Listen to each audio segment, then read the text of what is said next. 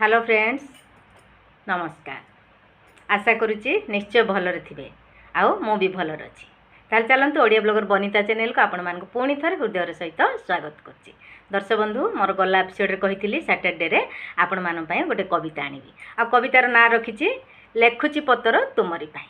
दर्शक बंधु, यह गोटे प्रेम भरा पत्र।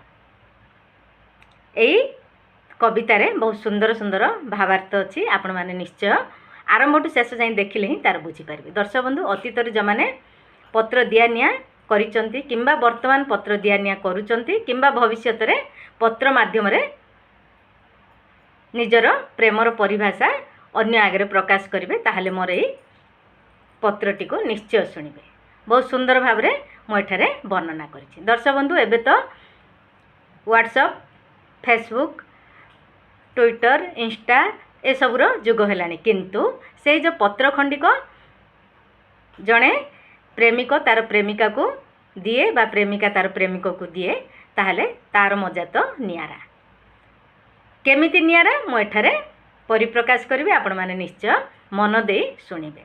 भविष्यत रे कार काम रे लागिबो किंबा वर्तमान भी यह काम रे लागिबो। ताहले चलंतु दर्शक बंधु, मु आज मोर कविताटी एठारे पढ़ी आपण मानकु सुनाइबी। लेखुची पत्र तुमरी पाई। दर्शक बंधु, जमा स्किप करिवेनी। बहुत सुंदर प्रेम भरा कविता। तुमरी पाखकु लेखुची पत्र एकांतरे थिबा बेले, एकांतरे प्रिय पड़िबो कहूची संज बा सकाळ रे। तुमरी पाखकु लेखुची पत्र एकांतरे थिबा बेले, एकांतरे प्रिय पड़िबो कहूची संज बा सकाळ रे। ए मोर शेष पत्र तुमरी पाखकु, साइति रखिब जतन रे ताकू। अल्प कथा व्यथा अतीत भविष्यत वर्तमान टिकिनिखि मो हाथ लेखाटिको।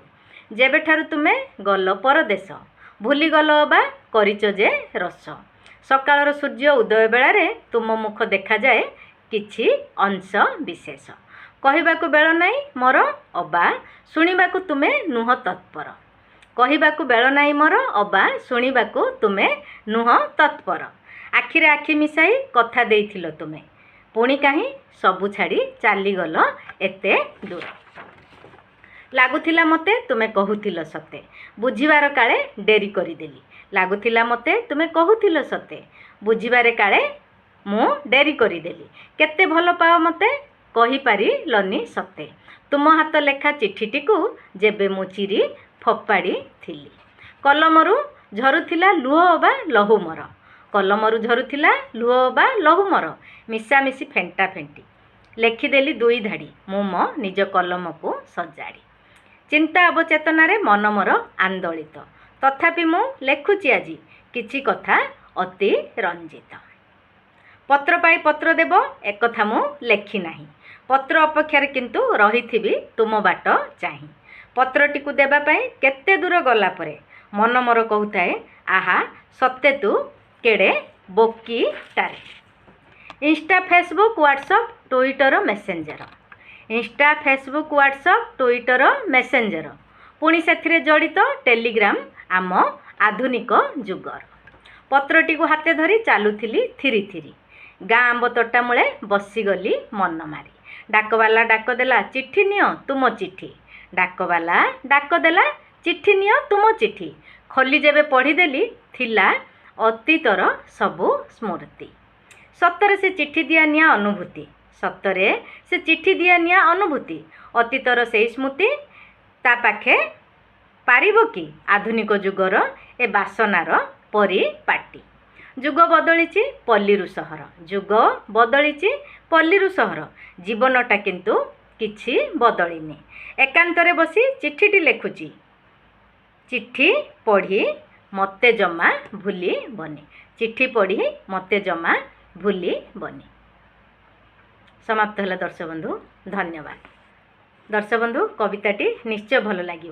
प्रेमी जुगल मानक पई तो बहुत सुंदर कविताटी। दर्शक बंधु, जेते WhatsApp, messenger, Twitter extra extra जहाँ भी आसु, किंतु हाथ लेखा चिठीर नियारा। हाथ लेखा चिठीटी पढ़िले निजर आत्मीयंक भली लागे। से चिट्ठी आपे आपे लोप पाइबाकू गलानी, किंतु प्रेम पत्रर तो नियारा अनुभूति। जो माने प्रेम रे पढ़ी बा ଅତୀତରେ ଯେଉଁମାନେ ପ୍ରେମ କରିଛନ୍ତି ବା ବର୍ତ୍ତମାନ ଯେଉଁମାନେ କରୁଛନ୍ତି ବା ଭବିଷ୍ୟତରେ ଯେଉଁମାନେ କରିବେ ସେମାନେ ତ ନିଶ୍ଚୟ ତା'ର ଅନୁଭୂତି ବା ନିଆରା ଅନୁଭୂତି ନିଶ୍ଚୟ ସ୍ୱାଦ ଚାଖିଥିବେ ବା ଜାଣିଥିବେ। ଦର୍ଶକ ବନ୍ଧୁ ମୁଁ ତ ପ୍ରେମପତ୍ରଟିକୁ ଏଭଳି ଭାବରେ ବର୍ଣ୍ଣନା କରିଛି ଯାହାକି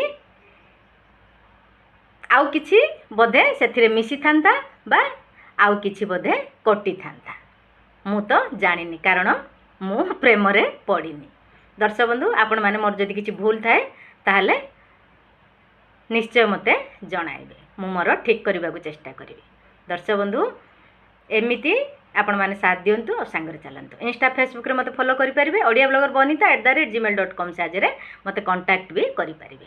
ଦର୍ଶକ ବନ୍ଧୁ এই ପ୍ରେମ କବିତାଟି ବିଷୟରେ ନିଶ୍ଚୟ ମୋତେ ମତାମତଟିଏ ଦେବେ, ମୁଁ ଅପେକ୍ଷାରେ ରହିବି। ଦର୍ଶକ ବନ୍ଧୁ ପୁଣି ମଣ୍ଡେରେ ସୁନ୍ଦର ଗୋଟିଏ ଗଳ୍ପ ରଚନା କରିଛି, ସେତିକି ପର୍ଯ୍ୟନ୍ତ ଆପଣମାନଙ୍କୁ ୱେଟ୍ କରିବାକୁ ପଡ଼ିବ। ହଁ ଦର୍ଶକ ବନ୍ଧୁ ମୋର ଚ୍ୟାନେଲଟି ଦେଖି ଯେଉଁମାନେ ବୋରିଂ ହେଉଛନ୍ତି ମୋତେ ନିଶ୍ଚୟ କମେଣ୍ଟ ବକ୍ସରେ ଜଣାନ୍ତୁ,